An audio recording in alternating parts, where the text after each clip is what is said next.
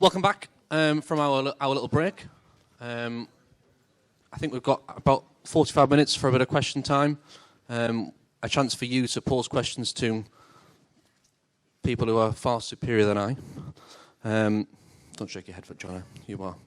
In no particular order, can we get our first one from Tommy Truman? Where's Tommy? Can we get a mic to Tommy? Hello. Hi. So we call ourselves a communitarian party, and obviously I was just wondering, how do we get individuals to engage in civic society? And just posing that as a general question.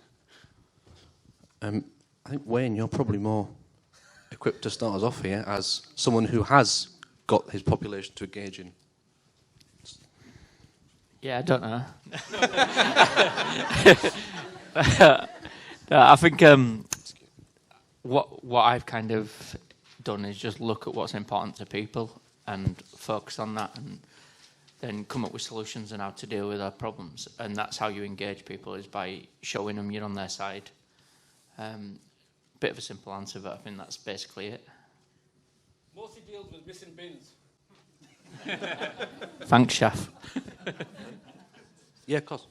I mean, it strikes me that most people instinctively do want to be engaged in their local communities, and as soon as you start speaking to people, you realise everyone has a view on what happens in their area, and most people do actually want to make a difference and help to make their local community a better place to live. So I think what's really interesting is to think, how have we got to a position where we're even having to ask this question? And to me, that seems to be about taking decisions away from people. And what really worries me about the prospect of another Labour government, or even, as some people are already talking about, Rishi Sunak before Christmas, is that this is about saying, well, you guys have had politics for too long.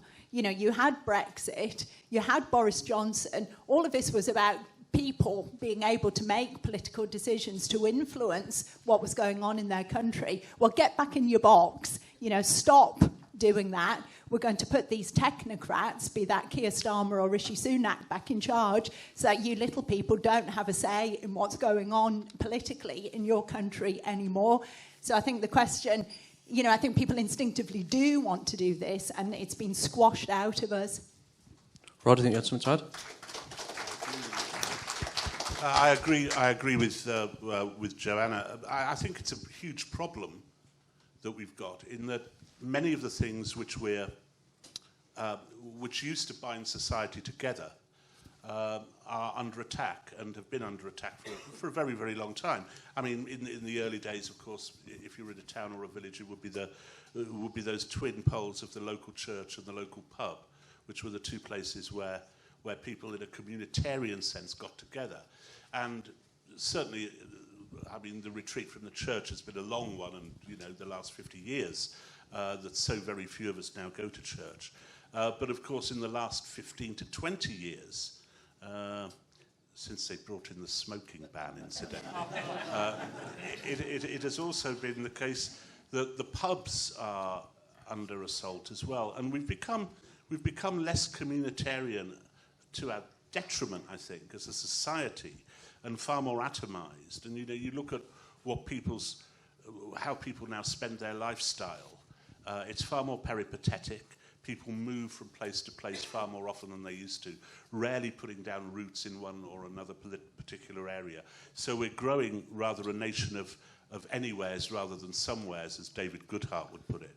And that's a problem. And so people don't have as much investment in their own local community. And very often, I think there was a study done where people actually don't know who their neighbours are anymore. You know, that I think it's 1 in 3 of us don't know who our next door neighbour is. And so all this stuff gnaws away at the idea of a communitarian society.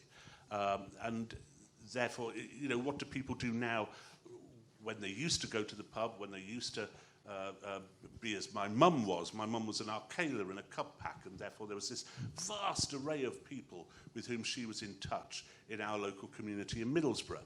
But that's on the decrease as well. And what do people do instead? They go to the gym and they go shopping. You could not have a more narcissistic agenda for yourself. Then what are you going to do today? I'm going to buy some shit and then I'm going to go on a bike. You know, so it's a very, very real problem. I absolutely agree, and I'm not terribly optimistic about it, sorry. Hopefully you're a bit more optimistic, William. Yeah. I am actually. I think I'm from a village in Northumberland. I live in a village in Northumberland. There's 4,000 people, and we have very high social capital. There's about 35 different groups of various kinds that use the parish hall. And I think one of the reasons for that is that it's an area of substantial stability. I mean, a lot of the people in Corbridge have been around in Corbridge for a long time. And I think you have, in the regions where you've got massive churn, it's very, very difficult for people to put down these roots, start organisations, get to know each other. Just picking up on a couple of points, I totally agree about the loss of the church. I think it was Joe Grimmond commented in his autobiography that the community, we stopped being a community in that sense when we all stopped going to church. And it's a conundrum for us because probably there are a lot of believers in the room, but there are many people that don't believe. I don't believe, but I'm in an odd category of being a non-believer who attends church. So maybe you should just start going back to church, whether you believe it or not. It's an interesting prospect. I think kind of on that same strand, really, and picking up from what lots of people have said already, it's a nice time to move to a different question. What I would say is if anyone wants to contribute to the discussion, do raise a hand and we'll try and get a mic to you. Chap over there? Sorry, I've got the mic. It's unfair. Fixed. In the case that the SDP does gain popularity and become a mainstream party in British politics, is the SDP prepared to deal with the outrage and the moral criticisms that tend to occur from the public, from things like the woke Twitter mobs, university students, political activists, and the slander that comes with being a mainstream party? I mean, just look at what's happened to the Tory party, for example, based on many of our policies, which could be perceived as being anti-humanitarian, such as our perspective on what is a woman and immigration in particular. I'm sure you are, but are the people at the head of the SDP aware that that there's going to be a massive cultural backlash against that should they rise to mainstream prominence? No, there isn't. No, I tell you what there will be. There will be an outrage on Twitter. The problem will be distinguishing between Twitter and the real world. Because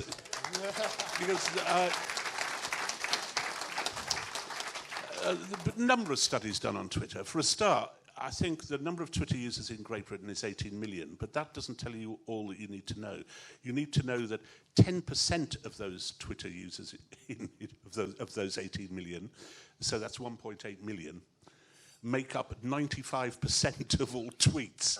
These are those manic, red-eyed idiots sitting there perpetually desperate to be outraged. And I think this is what the government and many of our elite institutions haven't grasped, that there is a massive difference between what the ordinary people of the country think, particularly on transgender issues, but also on BLM, no less on BLM, that it's completely different.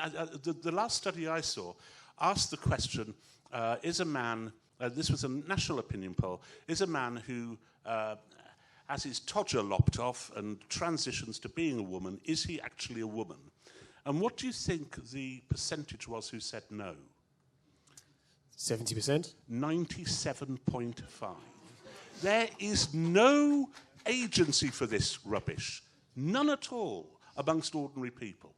It is beloved of academics, certain parts of the Labour Party, but largely this host of social justice warriors who patrol our lives via social media and who never seem to get any sleep. So I don't think there will be a backlash. I think quite the reverse. We will be borne aloft on a tide of love.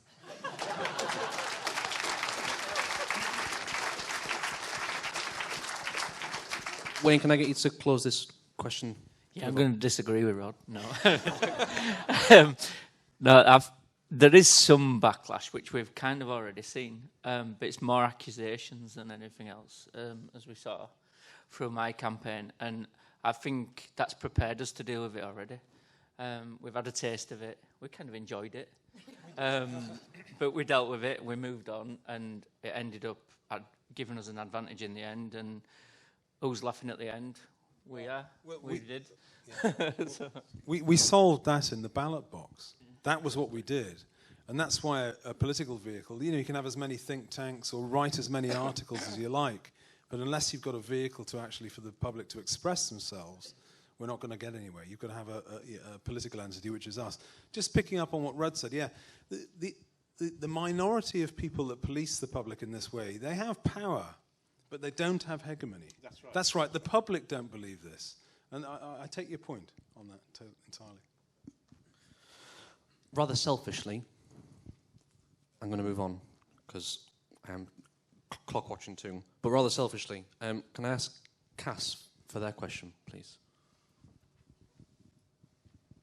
Hi. I just wanted to know if you had any advice for some parents whose children attend schools that are pushing woke ideology and the agendas that are circulating now. I think that's probably best for you. I'll kick off with that. I mean, certainly sympathise with you. 3 children, daughter's 16, currently going through school and absolutely experiencing all of this now. I mean, as for advice, I'm not sure, but speaking personally and what I've done as a mother and how I've confronted these situations, I think try and speak to your child, obviously, as much as you can about what is it that they're learning at school, and actually try and find out from their perspective, get to the bottom of what is it that they are being told. And then I think if you can have that conversation to start actually pushing back a little bit in the context of your home and asserting your beliefs confidently in your own home and kind of saying, well, obviously a woman is somebody who is biologically female and you can be confident about that. It gives your children something, a kind of confidence and something that they can then begin to at least ask a few questions. Even if they're not asking those questions out loud, they can begin to question what the teacher's saying and not accept at face value, if you like, everything that they're hearing in that direction. But if things are going beyond that, it's a question of, I think, well, first and foremost, I would say speak to other parents, because I think if it's just you and your child who seem to be pushing back against these things, then you risk kind of isolating your child and setting your child up as a bit of a target, which is obviously the last thing you want to do. But I think the more you can get other parents to be on your side, to be also asking these questions, there's a certain safety in numbers, which I think really gives you a much stronger basis for then going to the head teacher or the board of governors and being able to say, I'm really not happy about this. I've recently been to see 4 possible secondary schools in the last 7 days, and every single one of them has been very proud about their being allies. There's been posters everywhere. One of them has changed citizenship, which used to be about being part of the world, to being personal development lessons, and they have a whole term on BLM, a whole term on trans issues, a whole term on women's rights. And when I questioned how those two marry up together, the teacher was quite hostile and said to me, they know the law on hate speech and they act on it if the children say anything. William? That's appalling. And I have to say, I've had a similar problem with my daughter who, in her state grammar school in Kent, I'm also in Kent. Yeah. I think, Kent is one of the hotbeds of it, and this was a state grammar school, and 6 girls, it was girls' school, no fewer than 6 girls in her class were thinking of transitioning. And this is the contagion argument, which we know all about. I mean, we were lucky enough that we could shove her into a private school. This was in the middle of lockdown. And she wasn't getting any tuition at all, so that added to the... so we sent her to a private school, which has given her, I can tell you, a lifelong aversion to rich bastards, as she puts it. But she also had a year at home with me where I got her doing jigsaws of Cecil Rhodes, and and reading T.S. Eliot and stuff like that. All I'd say, I don't know that you. I mean, Joanna's given us the nuts and bolts of how you can do it. I think you have to teach them to be independent. You know, it is in independence that they learn to challenge not only what the rubbish their school is ramming down their throats, but also the rubbish that I would ram down their throats. You know, they have got to have that independence to see beyond what authority is telling them. That is the greatest gift that they can have. Can I just add my 10 cents worth? I wouldn't dismiss every school as being the same. There are a number of teachers in this room which clearly don't hold that view, and I class myself as one of them. Have you contacted the Safe Schools Alliance? No, I mean, unfortunately, because I'm in Kent, there's little choice. It's a grammar system or pay or pray. I would make contact with the Safe Schools Alliance. I can't pay for three. And they can definitely help you out. Roger? I just want to say, I've got a son, he's 14, and during lockdown, he made this network. During lockdown, he made this network of mates across the world online. And what was really quite striking is not just in this country, but elsewhere. This younger generation coming up, they really don't buy this woke ideology at all. There's a real kickback. They really take great fun out of taking the piss out of them. They really do. Right. You know, it's sort of it's actually sort of there is hope there. You know. William? Yeah, just very briefly.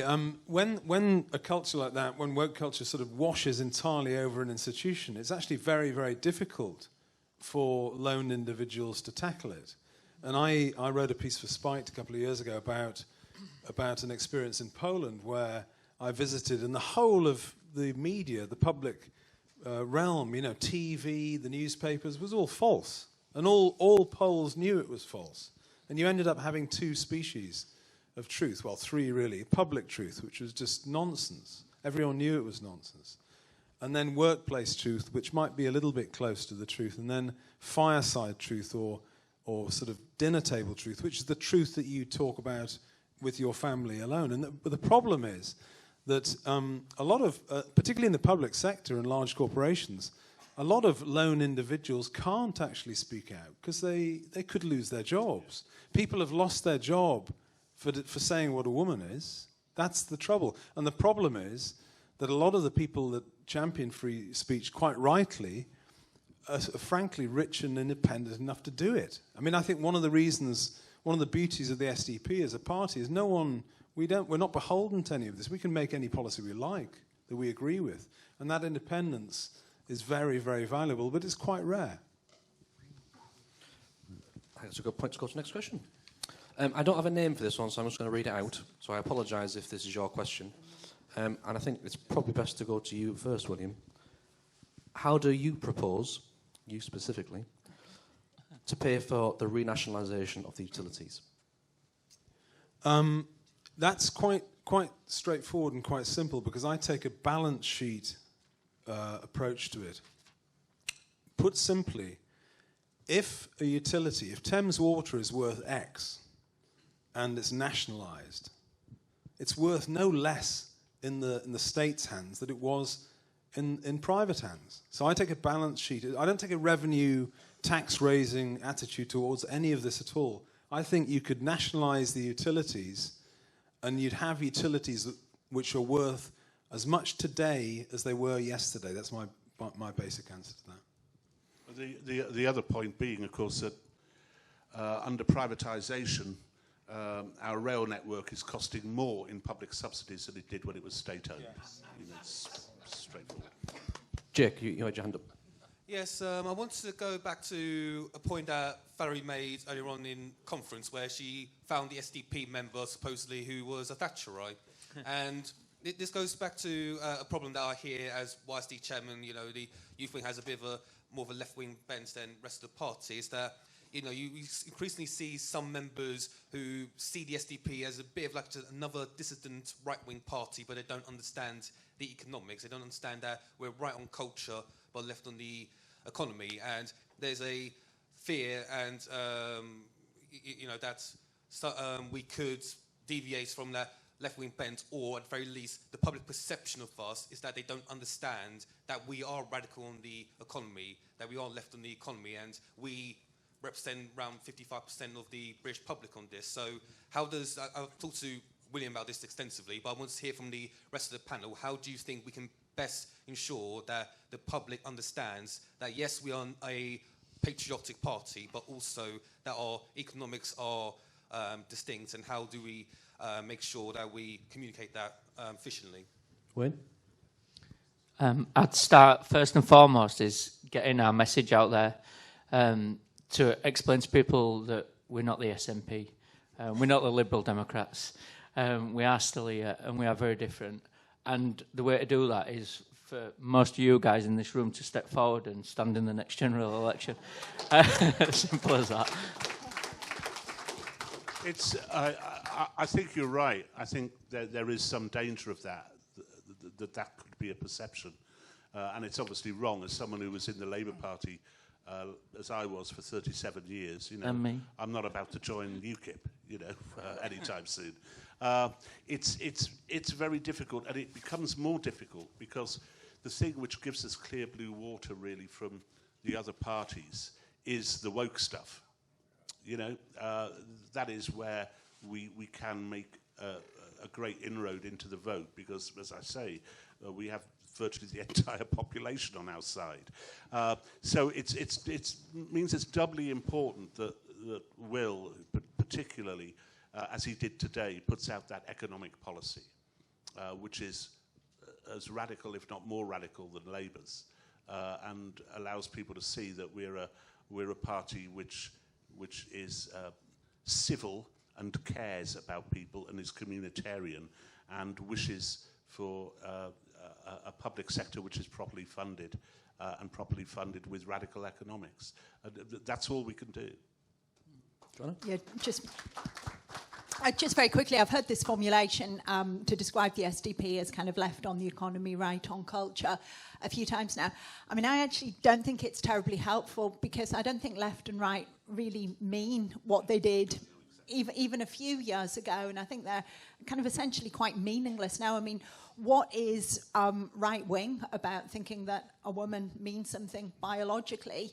What is right-wing about believing in the importance of free speech, of freedom of conscience? I mean, to me, none of those things are right-wing values at all. There's nothing remotely right-wing about them. So I would personally, I would avoid that altogether. I think the difficult task for us really is formulating a new political language to describe in an inspiring way what we do believe in, and I think it's important that we do that positively as well. It's far easier to say what we don't believe in and what we're against, and it's far easier to fall back upon an old, outdated vocabulary, but actually through kind of forums like this, coming together, getting the word out there, speaking to people, you come up with a new language and new ways of explaining what it is that we believe in. And I think that has a far more powerful impact. It's just how many people can we get to speak to? Because I think when we do get to speak to people, we are convincing. William? It's always been a challenge from the start. Actually, it's been a challenge getting this balance right. If you speak to someone that's keen on the environment, they'll say it's all about that. If someone's anti-work, that it's all about culture. Some people think it's all about economics, and my job is to sort of get a synthesis and sort of make it work. Just on the points, though, the sort of left on it. Our left-wing economics are a basic social democracy. There's nothing, it hasn't really changed very much, to be honest. We're only arguing for the bit that the state really ought to do. I would argue that we're very, very pro-market in the remainder. I mean, the social market idea was always about the state doing what it should do. And as I tried to explain in my speech, look what happens when it fails on housing. Look at what happens when it fails on nuclear energy. It's catastrophic. So I don't think we're asking for very much on the lefty economics. It's just basics to me. When people say it's left on economics and right on culture, I've always slightly resisted. I prefer to use traditional or whatever, because many of my political heroes are on the Long March banner. People like George Brown or people like Ernie Bevin. Well, they think what we think on culture, and they were the start of the Labour Party. I mean, I'd always resisted. I would ask you to look at that. I mean, if anything, we're sort of Labour before it went wrong, you know. Trying to very much string these questions together. Go on, Win. No, sorry. Orla. Where are you, Orla? Can we get a microphone to Orla? Just over there.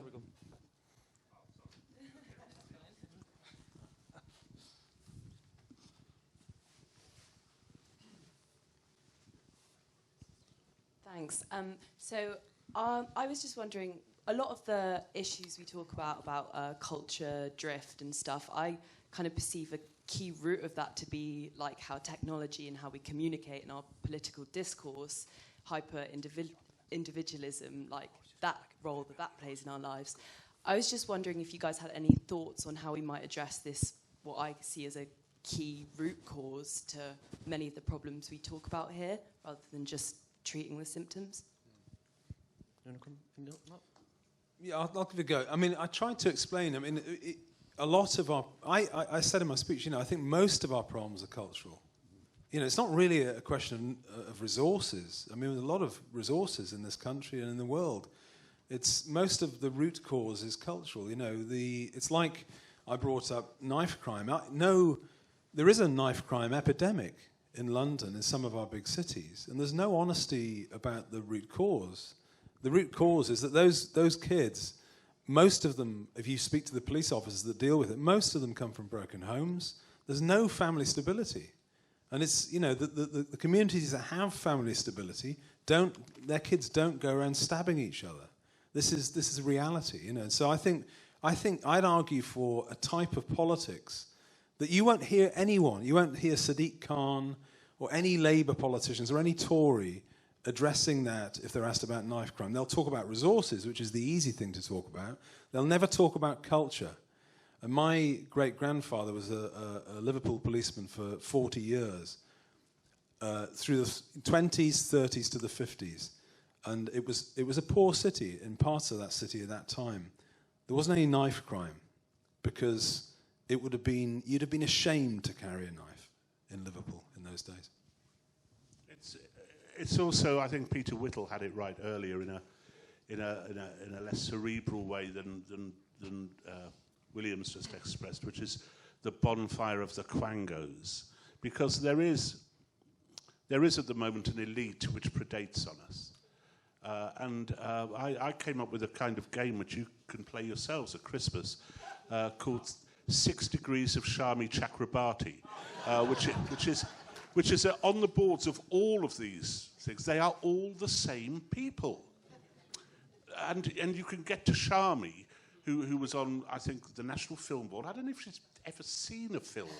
I mean, it was on the National Film Board, honorary directors of everything. They are all the same people. And there's only a handful of them. I think our entire country's liberal elite is kept afloat by about 15 people. And they shouldn't be too hard to give their P45s to when we take power.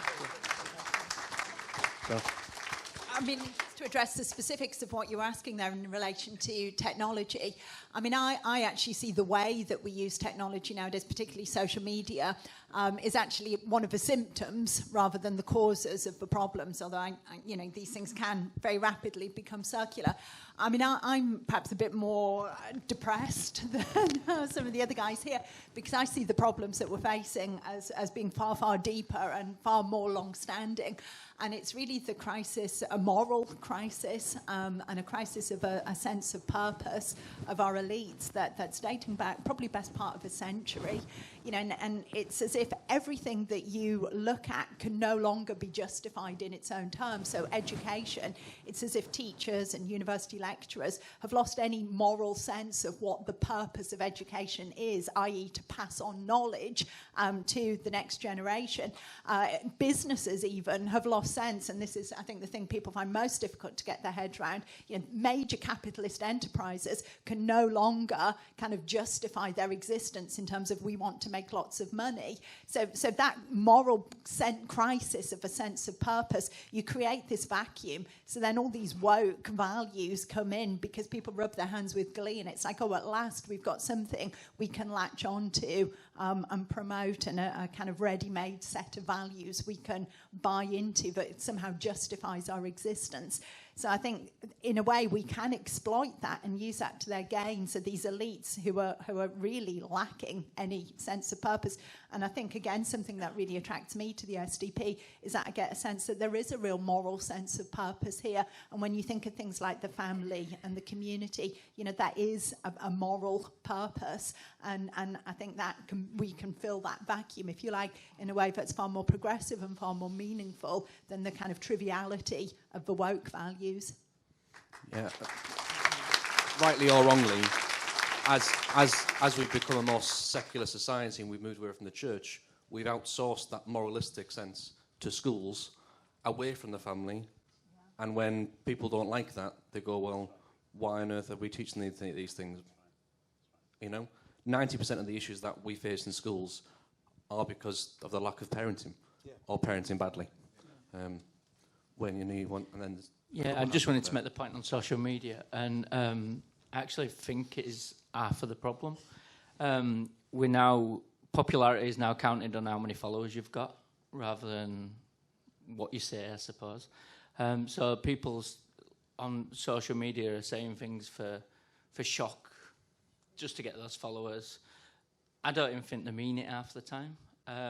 But personally, I would ban social media until you're 21. Just because I dread what I might have written when I was a teenager. Luckily for me, social media wasn't there. Otherwise, I wouldn't be here now. But you know, the reality is you're judged on what you write on social media, and I just think that sometimes what people write on social media isn't really what they think, and they follow the crowd a little bit. And I think that's half the problem of society. It's proof why humans can't have nice things, if nothing else. Chop over in the splendid shirt. Hello, yes. I support exactly what William said about the knife crime, questions about knife crime. I was a police officer in London for 30 years, and I can't remember a single case of somebody with an effective father figure, somebody who'd come down to the police station when they were arrested. I knew I wasn't going to see them again. If they came down with a father that actually bothered and cared, absolutely right. So my question is, the other thing that was effective is stop and search. Now, I spent the early part of my career, 6 years in the West End, stopping and searching people. Probably about half a dozen times I've found somebody with a knife. Now, I suspect if I was to use the same procedures now, it'd probably be 6 a week. Because everybody is just used to not being stopped and searched. So what is the SDP's thinking on stop and search? It's actually much more granular. I mean, obviously, we support stop and search if the evidence is that it protects people, and I think it does, so you do it. But actually, we're sort of beneath that a bit. I would leave a lot of this stuff to the sergeants in the police stations. I think there's far too much interference. Let them police. Let them police. It's their job to police. So stop the interference and let them make their own priorities. Can I just mention on the lack of fathers in families? I wrote a piece for the Sunday Times a couple of years ago where I quoted a mate of mine, a very good mate of mine, Tony Sewell, who addressed us all. I said, has he addressed us? He said, he's a kind of fellow traveller of the SDP. And, of course, he's born in Jamaica, a Jamaican guy. And I quoted him as saying that something like 80 to 90% of the young offenders with their knives came from broken families, just as Will has said, and who didn't have a father figure in that family, and that the lack of a father figure among certain communities in London was a principal cause of this particular crime. And immediately David Lammy, of whom you've heard, was on the attack to say that this was the perfect example of white privilege and that I should shut up, until it was pointed out that David Lammy had said exactly the same thing 3 years earlier. So even he agreed with it. But Will's right, you advance this argument and you're shot down. But I think most people understand that it must have a cause not to have a dad in the family. It must do. Thanks, Peter Hall again. I'd like to dig a little bit deeper into this question of the cultural tribe which lies behind each political party and how the party mechanisms have been detached from that cultural tribe and its values. And what is the opportunity that presents ourselves? Because there's nothing conservative about the current Conservative Party, and there's nothing working class about the current Labour Party, and still their tribes loyally march around, sticking leaflets, loyally vote for stuff they don't believe in and that they don't deliver. So tell us about that psychodrama. William? It's a curious thing, because I became a Social Democrat through my father, who left the Labour Party, was a founding member, and it was a big part of my life in the 80s. And I was out of politics for a while, and I shared an office in Hexham with an ex-mayor of Hexham who was a working-class social worker, Tory. Interesting guy.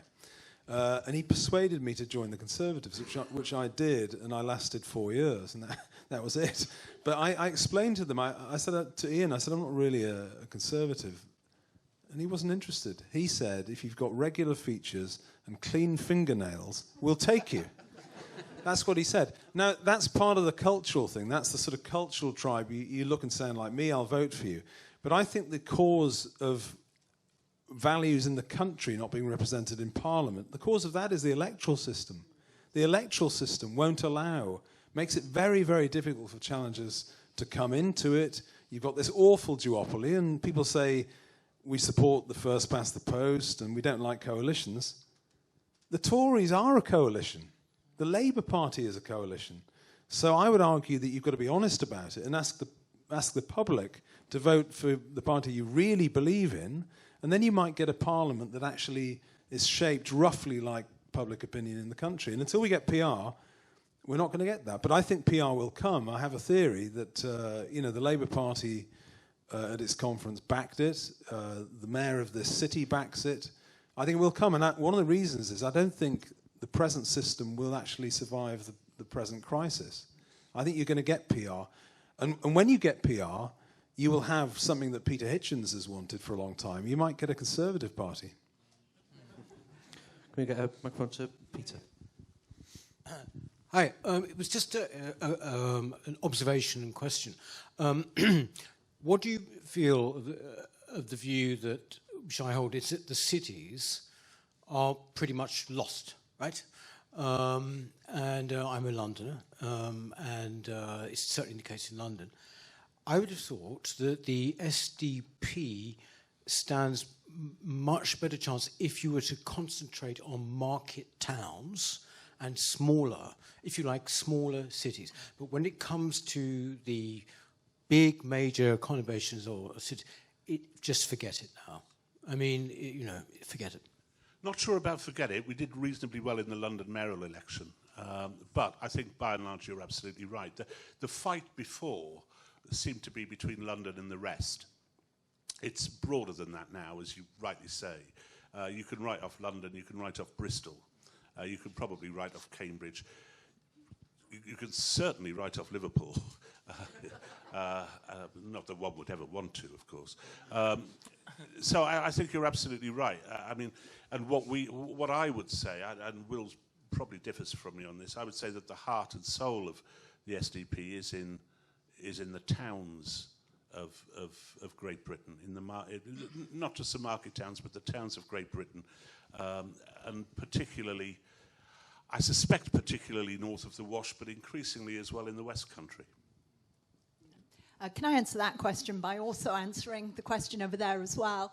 And one of the things that most disturbs me politically is when you look at graphs of voter turnout, particularly throughout the kind of the 20th century, up until about 10 years ago. What you see is this story of steady decline in voter turnout, particularly in towns, you know, and particularly in northern towns, which I guess we've now got used to calling the Red Wall. Where you look at a place like Middlesbrough, where voter turnout just decreased year on year on year from kind of early 1970s up until about 2015. People, and to me that is a sign that people are disillusioned, but that the party that they were traditionally voting for, the Labour Party, just did not speak to them anymore. People were not motivated. I think people were still, as I said earlier, very interested in what's going on in their community, still want a better life for themselves, but did not see the Labour Party or the Conservative Party as in any way speaking for them. Now, that changed in 2016. People went to the ballot box, people voted for Brexit. A lot of those were people who had never voted before, or people who hadn't voted in 10, 20 years. They made their voice heard. They did it again in 2019. And I think, quite frankly, the Labour Party and the Conservative Party were much happier when those people didn't vote. And we've had an awful lot of fear of populism and, oh my God, look what happens when these ordinary people turn out and vote. Who knows what we might end up with. So I think these political parties, the major two political parties that we've got, much prefer us not to be voting. And I think, you know, we can look at technical solutions like going for PR and, you know, making these kind of changes, which I fully support. I would much rather we had PR, but I actually think until we have a fundamental change to the political landscape with parties like the SDP really at the forefront of the national conversation, people are not going to be motivated to go out and vote. And I think it's people in the towns, exactly, who are particularly disengaged. And it's not people who are already voting I think we should be aiming to reach, but those disillusioned people who haven't been voting in recent years. Can I just come back on that? I think the disillusioned people as well, it's not just people of all political stripes who are disillusioned. I would say that on the left, on the whole, they make hay whether it's sunny or whether it's raining. They never stop. I think it is people who care about the kind of things we've been addressing today. They're the ones who are disillusioned, you know, I think. And I'd say that the Labour Party, it's not just that they don't represent them, they sense that they're actively working against their interests now. Win? I'd argue a lot of those people are on the left. And, like, you know, just like you said earlier, you know, these are just traditional thoughts. It's a woman's a woman, you know, those kind of things. They're not left or right, I don't think. I think they're holistic. And I'll point you to my own journey to SDP. Is initially I was kind of like, can't beat them, join them. So I actually initially joined the Labour Party and then realised, God, these people are just about power. I need to get out. And that stood as an independent. And then I was like, right, now I'm homeless, where do I go? And eventually I found the SDP. But then it did get me thinking, coming back to your question earlier, is that why do people join the Labour Party? Why do people join the Tories? And I kind of, I don't know if I'm right, but I kind of thought, well, if you're in a Labour seat and you want to be a councillor and you want to do well, go join the Labour Party, because that's how you get elected. You won't get in under the Tories. If you're in a Tory seat, you're not going to get in under the Labour Party, so you go as Tory. So I think what we've got is two parties that are just full of people who want to be elected rather than actually listening to those values of those parties. And then I'll just touch on one more thing. And then obviously the point is it only the towns that we can make gains? No, we made towns, Leeds is an inner city area, we made gains. How do we make gains? We increased the voter turnout. So straight away we reached to some of those who are disillusioned. We got enough of them over the line to get us over the line. And so I don't think it's to give up on those people. It's about making sure they hear our message and hopefully buy into that message. There was 78% that didn't vote when I started. So, and we went from 22% turnout to 26%. So 4% is a massive gain in a ward of 20,000 electorate. And that's kind of what we have to do. We just chip away, I think, and sell our voice. William, if you can draw the segment to a close and about last say, please. Yeah, just taking on Peter's point about places, obviously there are electoral dynamics are real, there are culture divides and certain areas we will do better than others. There is probably technically on the electoral dynamics is a triangle sort of it's Rotherham and Barnsley. South Yorkshire probably is closest to where we are anywhere else.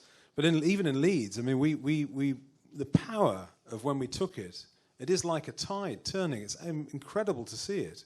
And I think one of the major sort of powers of the SDP is something that goes back all the way, which is claret and chips.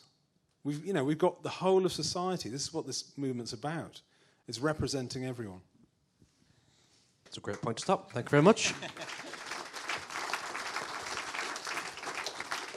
One last point from Ross. All right. We've talked a lot at this conference about, the creepy set of political rackets that we call woke. I'm pretty confident that British people hate that, but I'm also pretty confident they vote according to the economy.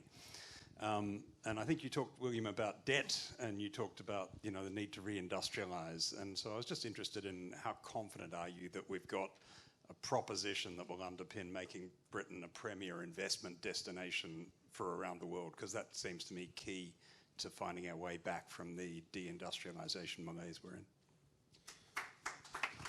Thanks, Ross. Yeah, I think it's so important, and actually, if you don't think the economy is important, promise you that the next sort of 6 months, 12 months, 18, this is terrifying. I mean, you've got people, we've got the cost of living crisis caused by energy, but interest rates are going up. And, the scariest thing in the world at the moment is that 10-year gilt chart. 4%, if it goes up to... interest rates go up, and households will suddenly find themselves with 6% mortgages, 7% mortgages, and they can't pay it. So I think the economy is going to become more of a salient issue. I'm pleased that I think we've done the hard yards on it by doing the end of indifference. Because what we were talking about is stopping all this short-term consumption. The first line of that is debt-based consumption is not prosperity. Prosperity takes time, and it's long-term. So we've set it out in the Green Paper. I'll always talk about it. I know a lot of people talk about it. We're a full-spectrum political party, but economics is vital, absolutely vital. So I'll prioritise it. Can I just take issue? I think the next election probably will be decided on the economy and on competence in the economy. But I think the electorate is far more capricious and quixotic than you give it credit for, perhaps. I mean, if you look at the last two elections, 2019, when I was going around the doorsteps as a journalist, the fury in the red wall seats at Jeremy Corbyn's lack of patriotism, particularly, was a deciding factor. It wasn't the economy. It was partly Brexit. It was partly the fact that Corbyn's an idiot, but it was also that he was seen as being unpatriotic. You go back 2 years before that, an election which Corbyn almost won, and there it seemed to me to be a kind of visceral reaction to an overreaching and arrogant Conservative Party which had called an election when it didn't need to, and then presented the electorate with a remarkably stupid manifesto. And I think that reaction wasn't about the economy. Again, I think that was about, we don't like you, Theresa May, and what you're doing, and you're taking us for mugs. I think that the electorate, it's made up of people like us, I suppose. It's very capricious, and it does what the hell it wants. I mean, I would disagree slightly as well, because I think, obviously, cost of living crisis is fundamentally important to everybody. I absolutely wouldn't deny that at all. But I think in terms of how people vote, well, the economy is only a meaningful issue if there are real, genuine economic differences between the two parties where you're making a meaningful choice. And I think, again, the nature of our political system and the two major political parties, they've kind of avoided as being in that, even though on the surface it might look as if there are some major political differences, but by making the Bank of England independent, for example, we don't have no party then has that political power to raise or lower interest rates. That's a decision which has been taken out of our hands. You look at the influence of the IMF, or the attempted influence of the IMF on our economy. You know, again, it's going out of our control to multinational, international organisations. But even all the kind of fuss, and that's a very trivial word, I know, I'm struggling to think of a outrage, if you like, about Liz Truss's budget, which I completely share, you know, and I think it was politically backward and illiterate to cut the top rate of income tax, you know, really, really stupid thing, don't support it at all. But you look at Labour's response to it, you know, there's been a lot of bluster, there's been a lot of rhetoric, but when you actually drill down, okay, then exactly what would you do differently? They say, well, we wouldn't have cut that top rate, but that's only about £2 billion or whatever. You know, would you have changed this? Would you have changed that? No. You know, but there's not that much. It's made out to be huge differences between the two parties, but when it boils down to it, there's not actually that much of a difference at all. That's the problem. Sorry, that's the problem when we're campaigning. And when I was campaigning with the SDP in Peterborough, and I tried to explain them our economic policy, now it's possibly because I'm economically illiterate that I was unable to do so. But as soon as I'd been through it, they would nod kind of with a slightly vague look in their eyes, and not really see any difference between what we were doing and what perhaps the Labour Party at the time was doing. But as soon as I said, and also, we're a party which knows that someone who has a cock is probably a woman. And as soon as you'd said that, Do you need some biology lessons, Rod? Yeah, sorry. You're probably right. But as soon as that clear blue water had been introduced, they were, I'm voting for you. They didn't, as it happened, but I mean, it's beside the point. Okay, thanks. I think with a view to making sure we get to the pub on time and hearing the sound of the SDP, we'll have to leave it there, guys. So thank you to our panel, and thank you to you guys out there.